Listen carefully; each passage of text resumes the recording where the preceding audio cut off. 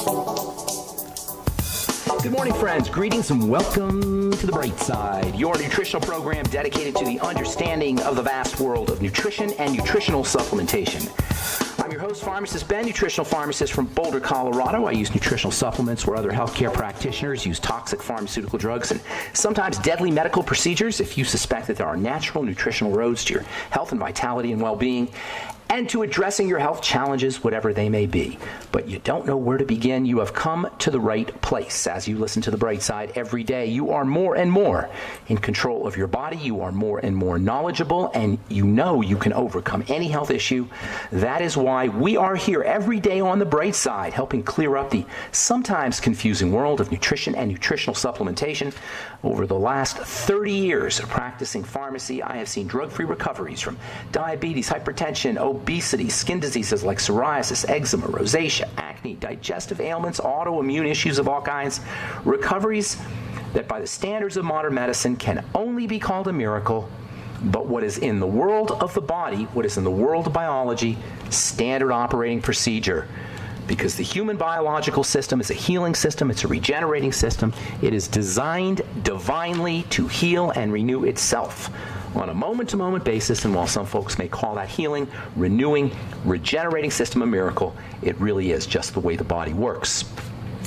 If you have questions about health, nutrition, prescription drugs, if you want to wean yourself off your meds and get on a good nutritional supplement program, if you have a problem patient or client and you want help, 844-236-6010 is our number. We welcome your phone calls on The Bright Side, 844-236-6010 if you have questions about the longevity products or the longevity business. And, of course, if you have a success story you'd like to share or if you just want to contribute to the conversation, 844-236-6010 is our number on The Bright Side. If you want to purchase longevity products, you can go over to head over to my website, brightsideben.com, criticalhealthnews.com, or pharmacistben.com. We have blog posts, news stories on both criticalhealthnews.com and pharmacistben.com. You can also sign up to join the Brightside Ben team off the websites or call the phone team at 866-735-2470, 866-735-2470. And don't forget to check out our Truth Skin Health products, including our Truth 5% Retinol Gel, the ultimate connective tissue building topical skincare product made with the two ultimate connective tissue building active ingredients, vitamin C and vitamin A. We've been talking about connective tissue for a few weeks now, and we will continue talking about connective tissue for good reason. That's because the connective tissue is the site of much of our health misery. Connective tissue diseases like arthritis, Marfan syndrome, Sjogren's disease, lupus, these get all the press. But Alzheimer's is a connective tissue problem. Nobody talks about that.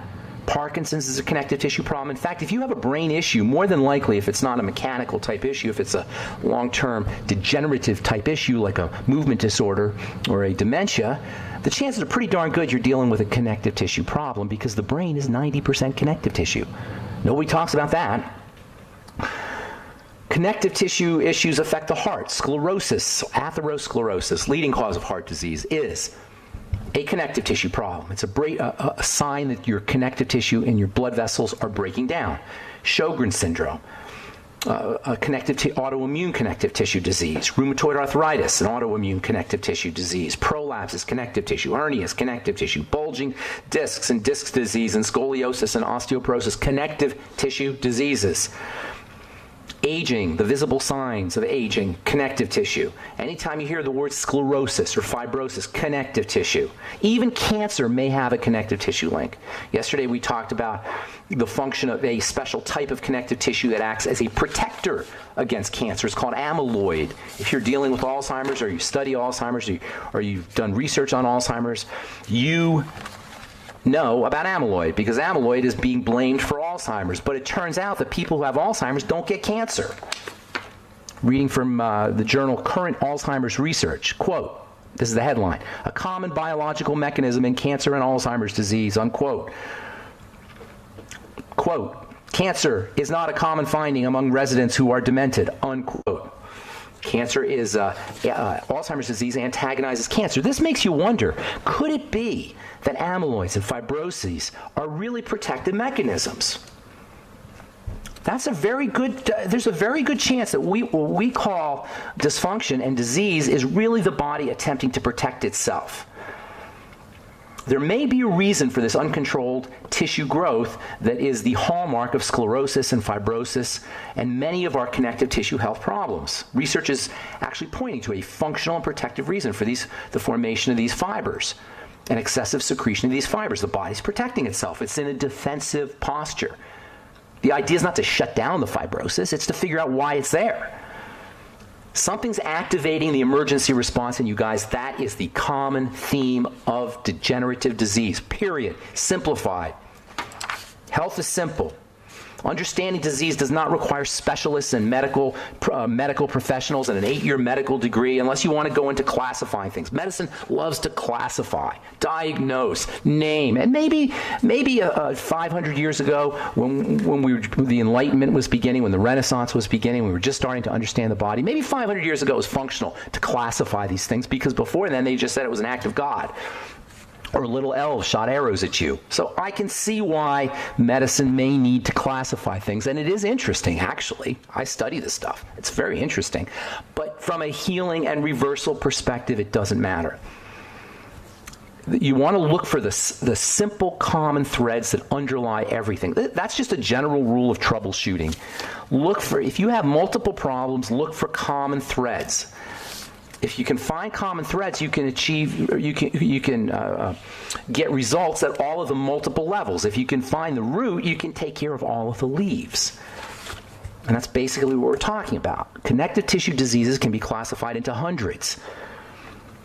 But that doesn't help you from a reversal perspective. Witness the utter failure of the medical model when it comes to dealing with these things. Here's the thing about connective tissue.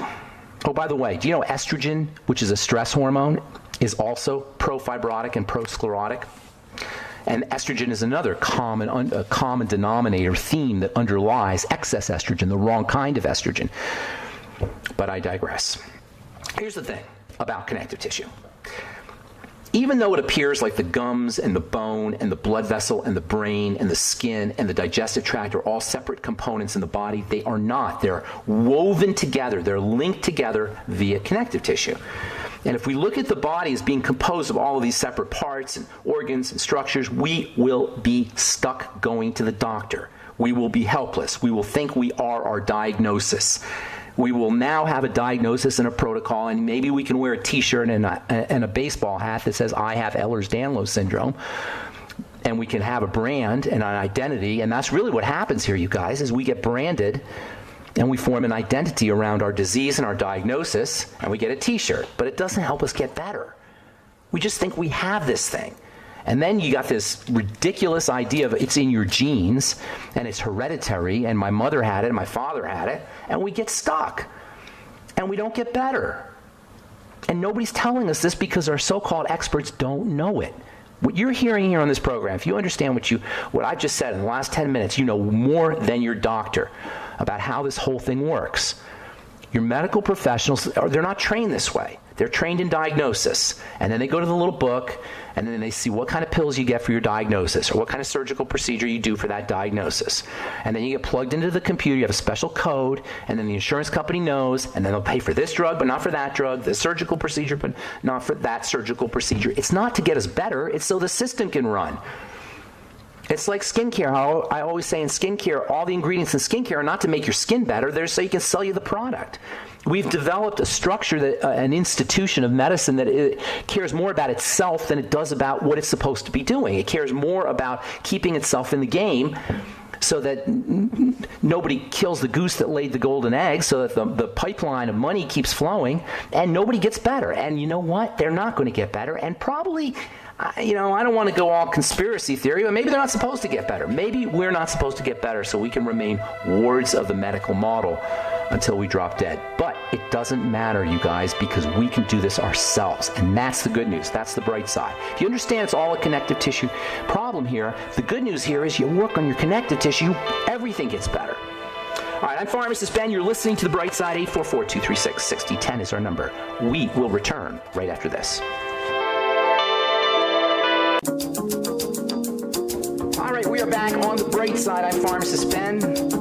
Hey, 844-236-6010 is our number. We're going to get your calls in this segment. We'll continue talking about connective tissue and fibrosis, and we're going to get into some skin stuff here because the skin is 90% connective tissue, and if you've got crepey skin or wrinkles or fine lines or crow's feet, you got a connective tissue problem. You got osteoporosis of the skin, put it that way. But we got a really cool guest coming on at the bottom of the hour, Jill Hewlett. She's a brain fitness expert, wellness authority. She's an author, a public speaker. She's had a television show up. She's Canadian and had a television show up in Canada.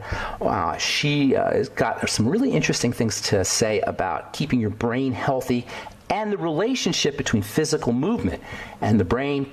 She's got a blog and newsletter, and I'm excited to talk to Jill, who I've gotten to know over the last few months. We'll talk to her at the bottom of the hour, and then we'll get to your phone calls here in this segment. We will continue talking about connective tissue building, strategies, and how to deal with connective tissue health challenges tomorrow. On the bright side, let's go to St. Louis and welcome Sandy to the bright side. What's up, Sandy?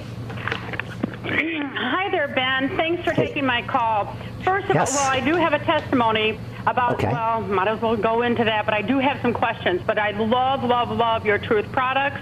Oh, thank you. Which ones are you using? Is this Sandy? For about 4 months, my large liver spots have totally disappeared on my face. Oh, that's my awesome. husband has noticed that, and he's hang on, Sandy. You said the Truth Retinol 5% gel, right? Yes, the Retinol A 5% gel. Okay. And your liver spots are gone. I mean, it is a Retinol A product. Yes, it's retinol. Retinol. Yes, you're combined. Retin A is a prescription product. Retinol, Truth 5% retinol gel is my over-the-counter version of Retin A. And go ahead, tell me what else were you saying. I'll get into that in a second. So my husband's noticed that, and now he's using it on a few places on his face. Nice. Too. So, nice. And it is really nice. So he's noticing a difference. Very good. No irritation or anything like that? You didn't have any irritation or any, like... None. And is that amazing? Retin A is very irritating, by the way, the prescription. I'm sorry? The prescription version is very irritating, and I made my Truth Retinol 5% gel to be the same potency without the irritation. It's amazing. And well, thank you. And then I hear from other callers say, well, I use it every day, and you're saying, well, I don't really, so I really want to know exactly, because how to use it, because I put it on my spots, and then I will use the other cream. It's not a cream. It's the other gel. Truth Balm. So that I don't have any problems. But I've never had any problems. So okay. I guess I just want to know then. Okay, let me answer that. That's a great question, all right? I don't suggest people use it every day for a couple of reasons. Yeah. Number one, because if not everybody can use it every day because it's retinol and it's like putting your foot on the gas of metabolism, of production. That's how one of retinol's major functions is to put your foot on the gas to stimulate production from the fibroblasts of collagen and connective tissue. It will also have an effect on the surface of the skin, and not everybody is healthy enough their skin is not healthy enough to use it every day. You obviously have healthy, strong skin. If you're deficient in essential fatty acids, you're having fat digestion problems, your skin may be sensitive. And everybody out there should understand, if you have sensitive skin, it's not the skin's fault. It has to do with biochemicals, particularly fatty ones, that are not being produced efficiently, or raw materials are not getting into the system. So if you have sensitive skin, start using your Ultimate EFAs and correct fat metabolism issues. Now, if you don't have sensitive skin, Sandy, your point is well taken. Some people do use it every day. I suggest you skip days if you have sensitive skin, but also you want to mix things up a little bit with the skin. First, you want to give the skin rest periods. That's number one. And you're giving it a rest period between days, so that might be enough of a rest period for you. And then you want to mix things up. You want the skin guessing at when the nutrients are coming in. If it comes in every day, the skin gets complacent, just like we do. Organs get complacent. So you want to mix it up a little bit. Skip a day here or there. That's my recommendation to you. Okay. And then since they're gone, since my dark liver spot gone, I don't really need to put it on, just kind of do it for insurance. Well, there's more though, Sandy. It'll keep wrinkles away. It'll have anti-wrinkle properties. And if you have fine lines and wrinkles and crow's feet, it'll help them literally reverse. But if you don't, and my skin is really is amazing at 71. Wow. That's awesome, Sandy. That's a great testimonial. And I put on a little bit of powder before I go out, and I was able to give this testimonial when I did the survey also, because I did do the survey. And the way I wanted to say something, that the way that you handled that survey allowed me to participate because an appointment was set up. And, because I just don't do surveys. So I thank you for such a Thank you. class act survey. Oh, I love it. For the listeners, we did a survey for Truth customers to just find out what you liked about it, what you didn't like about it, and what we could do better for you. And Sandy was a participant in the survey, and I do appreciate it very much, Sandy. And if you're interested, if you use Truth Treatment products and you're interested in participating in a survey, send us a note, truth.treatments@gmail.com. Hey, Sandy, do you have a question? I'm running out of time here, and I got to guess.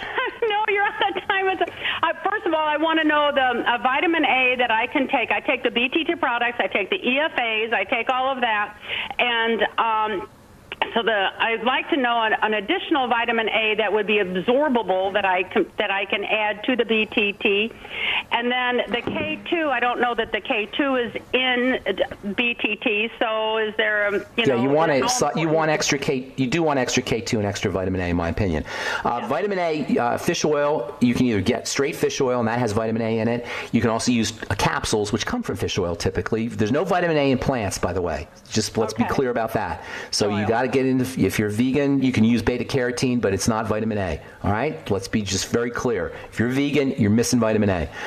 So anyway, 20,000 IU, it's going to come, you get fish oil, you get capsules that are derived from fish oil. 20,000 IU is a good place to be. Food vitamin A, though, is always going to be your best, and that's going to be fatty fish is probably the best source of vitamin A. There might be a little bit of mushrooms, actually, which are a cross between plant and animal, as we've said. And then organ meats are also, liver particularly, is also a good source of vitamin A. But should the fish oil be in a nitrogen base? They keep them they're in gel caps. They're not usually packed in nitrogen because they're in gel caps. The bottle may be packed in nitrogen, but the capsule itself is in a gel cap, and that protects the vitamin A. Okay. Then I sent you an email for the ketogenic video. I haven't gotten that. I guess. Oh, okay. I'm behind. I apologize. I know. I guess I'm just behind on my emails. I get that out to you, guaranteed. One more question. There's so many here, but the eggs. I hear that there's so many extra omega-6s in eggs, and we eat a lot of eggs now. Okay, let's talk about eggs real quick. Eggs are an amazing, amazing source of vitamin A, too. I forgot to mention that. Also, you're absolutely right. You want to make sure the chickens are fed correctly. Meat. Chickens eat meat. They don't eat, they'll eat some grain, but they prefer worms. So you got to make sure they're like free range, or they're not being fed a vegetarian diet. They got to have the meat in order to get the right balance of omega-6s to omega-3s. And then also, they're going to be, you'll get some omega-3s in if they're fed the correct grains, but most chickens today aren't. So you got to look for an egg that's natural, that's not being fed, that's not like a factory farmed egg kind of thing, free range, etc. Thank you. Thank you. Got to go. I'm sorry, Sandy. Thanks for the kind words about the truth. I appreciate it. Truth.treatments.com. Send us an email or go to www.truthtreatments.com. Got Jill Hewlett coming up next. Okay, we are back on the bright side. Pharmacist Ben here. We're on the air Monday through Friday, 8 to 9 Pacific, 10 to 11 Central Time. And, of course, you can always check out our archive page at brightsideben.com. We got 5+ years of archives at brightsideben.com, and a lot of good free health information, the kind of stuff you're not going to get from any other radio program. That's why we're here, folks, helping clear up this crazy world of nutritional supplementation. Check out brightsideben.com. You can also go to criticalhealthnews.com and pharmacistben.com. We've got blog posts and news stories, and you can purchase longevity products off of any of the websites, and especially think about joining the Brightside Ben team for a one-time $25 fee. You can help spread the word and help me in my mission to educate the world about the importance and power of a good nutritional supplement program. Okay, I'm really excited to have our next guest on. Jill Hewlett is a brain fitness expert. She's an author. She's got a really cool newsletter, and she's got a very fascinating take on how you can basically get smarter. I think I said that right. What's up, Jill? Did I do that? Did I do that well? Did I miss anything? Great intro, Ben. Thank you you for having me on your show. I've been looking forward to it. So you have there's so many cool things that you do, and I'm a big fan, as you know. But most especially, I'm fascinated with this very interesting and innovative and unique take on the relationship between movement and the body, as the physical body and brain health. Can you elaborate on that for us? I'd love to. And that is the cornerstone of my brain fitness programs, actually. So you started at an excellent place. I will mention, for listeners in case they haven't heard of the concept, that brain fitness is about creating a fit brain. And inevitably, because the things that we need to do to create a fit brain are so important for our entire system, our body, our physical health, our emotional health, our mental health, and our overall functional health, that in the process of creating a fit brain, we actually create a fit life. So it's like a circle. It's like a circle. Yeah. A fit brain, fit body, brain, fit body, they feed on each other. Is that right? Absolutely. Well, I like to say to people, you can use the body you currently have to get the brain you ultimately want to create. And that's pretty powerful, because I think a lot of people don't connect to their ability to affect their own cognition. I think people do understand that they can be healthier and have more energy and ward off disease with proper supplementation and eating healthy foods. I don't think they really connect with how that immediately actually affects our neurological system and our brain health as well, and how that translates then into everyday applications, like the choices we make, the perspectives we have, the ability to focus on tasks, the ability to be creative and innovative and problem solve and communicate more effectively. Jill, we especially... All this translates, this inner growth and development physically and mentally translates into our entire life experience. And we especially don't realize that just by doing work with our physical bodies, we can create a change that way. We can improve the choices we make. I love how you said that about the choices we make, because how many times do we make poor choices and it affects our lives because of cognition issues, and we can actually move our bodies physically to create better choices, correct? Yeah, absolutely. I like to say to people, you are actually, I used to say you can become your own neuroplastician. But now I say you are, actually, because in every action you take, every thought you have, the environment you're in is either shrinking you or expanding you cognitively. And also, physically too, relating to our immune system, our overall energy levels. Everything we do is either contributing or taking away from those aspects. And there are many core components to my brain fitness program. Well, hang on. Before you get into that, Jill, before you get into that, you used a word that I don't think people understand what it is, but it's a very important word. And it's something that we're just understanding, over the last 5, 10, 20 years. And that's this idea of neuroplasticity. So you said you could be your own neuroplastician, but that's a really, really important concept before you go into some of the steps, can you talk about that for a little bit? Yeah, absolutely. That's a good point. I'm glad you caught me there. Basically, it's about working with the plasticity of the brain, because it was, just in the past 20, 30 years that science has proven that our brain can change. Prior to that, they thought it was hardwired and set in stone.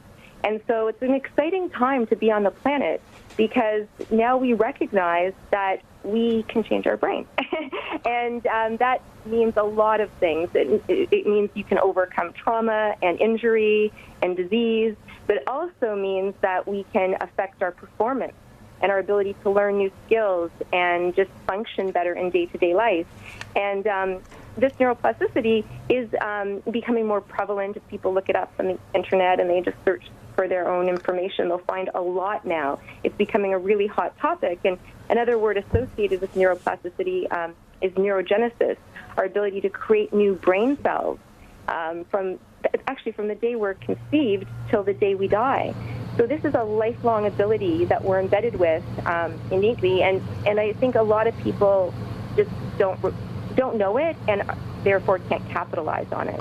You know, we've been talking about hardening on the bright side for the last month, basically, or 3 weeks. And what you're talking about, this neuroplasticity aspect, there's an interesting relationship between getting older and the brain hardening and youthfulness and plasticity, a plastic nature. And we know kids learn in a way better than adults do, right? They can learn languages, they can learn musical instruments, they're more responsive because their brain is more plastic. And as we get older, our brain literally, as well as metaphorically, becomes harder. And this is a very important part of the aging process because we know even dementias involve a hardening of the brain in a sense, physically, not just metaphorically, but physically. The brain becomes more fibrotic. So this plastic nature of the brain, it has a lot to do with youthfulness and anti-aging as well. And I appreciate you bringing that up. This idea of neuroplasticity, neurological plasticity, meaning having a plastic nature. All right, so I want you to talk a little bit about some of these steps that people can use. You got some really neat practical ideas. I love your practical ideas, Jill. Sure thing. If you could just give people some steps that they could take, and we do have just a couple minutes in this break, and then we'll continue when we come back, or before our break, and then we'll continue back when we come after the commercial break. So if you could just start us off with some steps, some practical kinds of things people can do. Sure. And just to comment on your last point there is a hardening. Obviously, there's an aging process that's inevitably going to occur. But by doing these components that I'm going to mention, some examples of things people can do to work with their neuroplasticity and create a fit brain and a fit life, when people do that, they can prolong healthy longevity. They can be younger longer, more youthful longer. They can, keep themselves intact physically, mentally, emotionally, and functionally longer term. But there is an inevitable aging process. However, I think that most people, what they want to strive for is a healthy, active aging. And, science has also shown that no two aging brains look alike. And I think that's very empowering information. And when people really sit with that statement, I think they can then recognize that there's only one person who determines their aging process. And that's powerful stuff. That's powerful stuff, Jill. All right. We got to take a break now. So when we come back, we'll talk about some practical steps.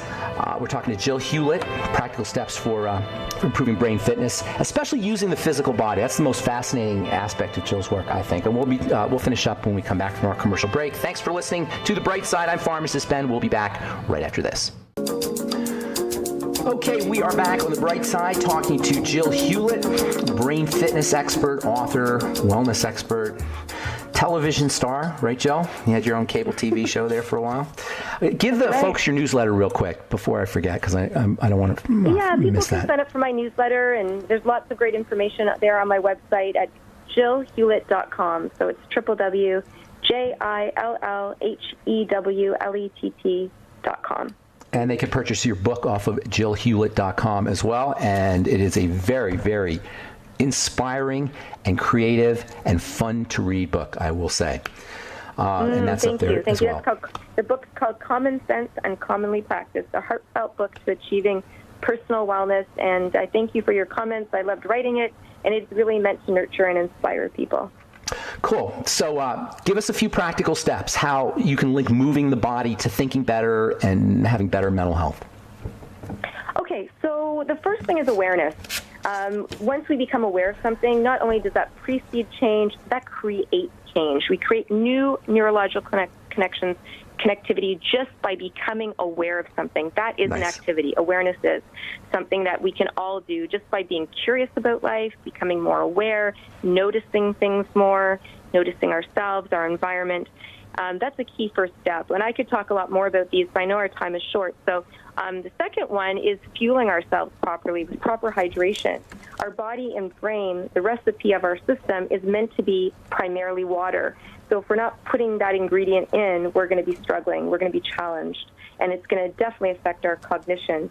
I have a saying, if you're thinking, you're drinking water. Nice. Of course. And then what I like to add to my water, though, and add to my diet for brain fuel and body fuel are the right supplements. And I know you're big on that as well. And I'm very excited, Ben, because we're having you come to Toronto this weekend, and you're going to be doing several events and speaking about essential nutrition and sharing your wisdom on health and becoming healthy and maintaining good health. And you've got quite a fan base, so everyone's very excited about you coming. Very nice. I love to join us Toronto. for this. I'm It's excited great as well. here. You're going to see the autumn leaves and the beautiful colors coming through. Oh, I'm very excited. So, so we're going to be talking about nutrition at the show, and then we'll be doing 2 talks during the week. Exactly. And then I'm going to do some brain tune-ups before you speak. And this is the area that I think you keep referring to, is that we can use our body to stimulate our brain. And scientists have said, the movement is the best way to grow, stimulate, activate the brain. Love it. It elicits something called brain-derived neurotrophic factor. Basically, it's a brain growth protein. And what this does is it fosters new neurons and new neurological connections. That most of us, we think about moving the body, we just think about the body. And most people recognize that moving the body is important for physical, non-mental kinds of things. But the link between physical movement and mental health, and not just mental health, but brain health, the physiology of the brain, is so fundamental and so underappreciated and under-recognized. What do you think about the idea of moving your body as you're learning? Like if you're reading a book or you're studying, if you're a student? Absolutely. Most people are experiential and kinesthetic learners to some degree, and many are primarily that. And so if they have to sit still for long periods of time, their brain's going to go into screensaver mode. It's going to go into shutdown. As we move, activate our... Oh, Jill, we're losing Jill. Jill? We're losing Jill here. I'm not sure what happened to Jill Hewlett. Is she gone? I'm here. Oh, go ahead. I'm sorry. There you are. Go ahead. We missed that. I missed the last 10 seconds or 15 seconds of what you said. Yeah. So, and I just want to speak to that further, that some people are kinesthetic experiential learners, and all of us are regardless, because we all have a body. And it's the fact that we have a brain actually because we have a body. If we didn't have a body, we wouldn't need to have a brain. It's that we move in space. We need to make choices. We need to make decisions. We need to take action. So that body-mind connection is fundamental. And if we weren't moving around in space, we really wouldn't need a brain. So they are. Plants don't have necessarily a brain. There's an intimate connection here, and so I don't think people recognize that. You're right. They know that movement affects us physically, and it helps with physical health, but they don't realize that there are very strategic activities we can do, movements we can do, that will affect and optimize how our brain functions. And give us a couple. Ones that can be used for the classroom. There's ones that can be used for the workplace, just for general everyday life management.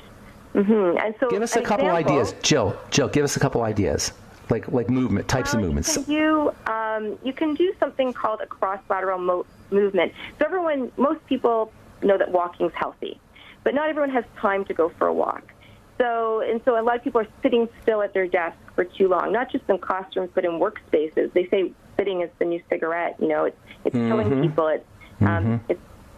It's taking a toll on our spine, which affects our nervous system, which affects our communication to our brain. All sorts of things are happening there.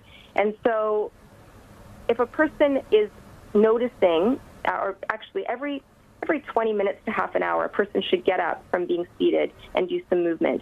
And so they can actually walk on the spot. This is a brain gym activity taken from Dr. Dennison's work. And it's an exaggerated walking motion done right on the spot. And what that does is, by moving the opposite hand to the opposite leg and then vice versa, going back and forth just right on the spot, a person doing that slowly 10 to 12 times, they reactivate what's called their whole brain resources. Because when we sit for long periods of time, we start to, like I said earlier, start to stagnate or shut down, and we move into a smaller portion of our brain, which isn't going to be useful to us or valuable to us if we want to get our work done and do it well, work on a project, learn in the classroom, write a test. We need as much of our brain resources functioning so that we can, do our best and also enjoy the process too. So something as simple as moving your legs and your arms and touching the opposite sides of the opposite leg with the opposite arm can activate the brain as I'm reading on the internet, as I'm doing my emails, as I'm doing whatever work I'm doing at my desk. a moment and step from it. Okay, walking on treadmills or riding stationary bicycles while they're at work can be very valuable, and I agree with that. I also believe that when you actually take a moment away from the activity and focus on your breath, focus on your movement pattern, it only takes 30 seconds to a minute. It doesn't take long. That you're recharging yourself. You're taking a little brain recess or a brain spa, and then you go back to your desk, and now you are revitalized. You're recharged, and you've like all cylinders are going kind of thing. And now you come back with a new attitude as well. Not only can you think more clearly, you actually have a better attitude, and you feel you enjoy the activity you're doing more. So give your brain some love. In other words, just like stop and give your brain a little bit of loving. That's what I'm hearing you say. Is that correct? Just give your brain some attention.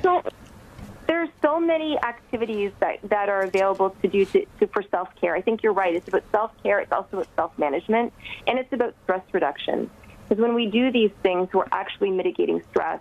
We're taking care of ourselves. I love and we're also being more strategic about how we live and the results we get.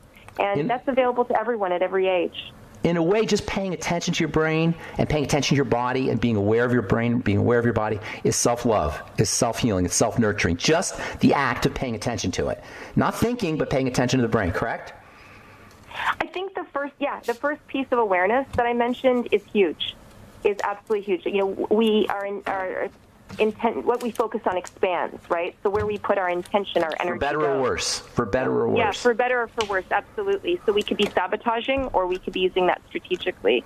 So I agree with that. And then there's these components, these things we can do. And I have webinars on my website. I think it's a great place for people to get started. There are many, many activities that I teach in my training programs, and many of those are actually on the webinar, so people, wherever they're located on the planet, they can access it. If someone wanted me to come in-house to bring in the training into a school setting, a workplace, a conference, a wellness event, these are the perfect strategies because they complement people's everyday lifestyles, and they're easy and quick to do. So, like I said, whether you're sitting in a classroom, a workplace, or you're just wanting to get more out of your everyday activities, you can use these movements and strategies intermittently and use them to your advantage. All right, Jill, we're out of time. JillHewlett.com, correct? JillHewlett.com for more information? That's right. You got it. Okay, good to talk to you, and we'll see you in Toronto this weekend. I'm very excited, and thanks for coming on the bright side, Jill. Have an awesome, beautiful day. All right, that's all the time we have for today. Thanks for listening to The Bright Side. I am Pharmacist Ben. Check out my Truth Skin Health products at truthtreatments.com and sign up to join the Bright Side Ben team off of brightsideben.com, criticalhealthnews.com, or pharmacistben.com. Have yourselves a beautiful day, folks. We will talk to y'all later. Bye for now.